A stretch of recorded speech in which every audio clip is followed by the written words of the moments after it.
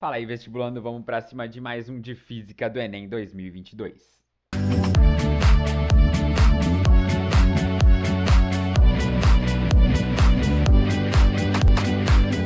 Então bora, questão 95 Enem 2022 do caderno azul. Antes de começar, se você tem interesse em aulas particulares, na descrição do vídeo tem o e-mail do vestibulando para você mandar e pedir mais informações.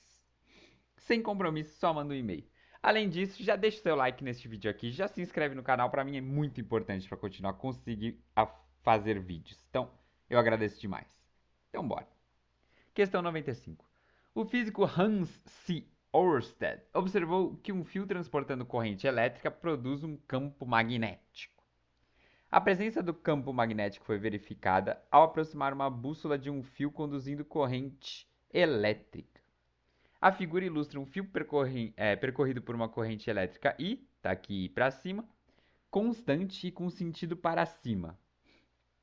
Os pontos A, B e C estão num plano transversal e equidistantes do fio. Em cada ponto foi colocada uma bússola. Então, beleza. Tá aqui, corrente elétrica, então aqui as bússolas nas alternativas, né, nos pontos A, B e C. Considerando apenas o campo magnético por causa da corrente I, as respectivas configurações das bússolas nos pontos A, B e C serão. Então, beleza, rapaziada. Tendo a direção e o sentido da corrente elétrica, como a gente determina o campo magnético? As linhas de campo magnético, né? A gente determina a partir da regra da mão direita. Tá aqui a regra da mão direita. Então, a gente aponta o polegar para onde a corrente elétrica está apontada, para o sentido no qual a corrente elétrica está apontada, e fecha a mão. Imagina essa situação, fechando a mão, para onde que essa mão está fechando? Nesse sentido aqui, não é? Certo? Então, a gente pode desenhar que as linhas de campo magnético têm esse sentido aqui.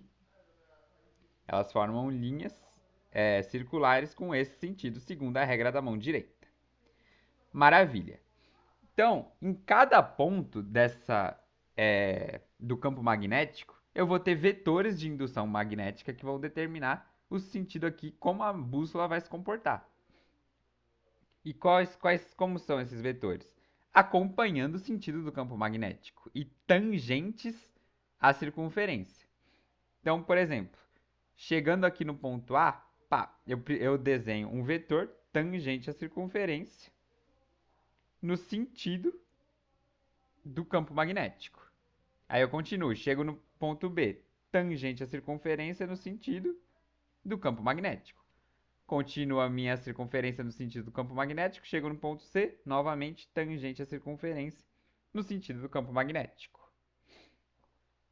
E para onde os vetores de indução estão apontados, eu tenho que o norte está apontado.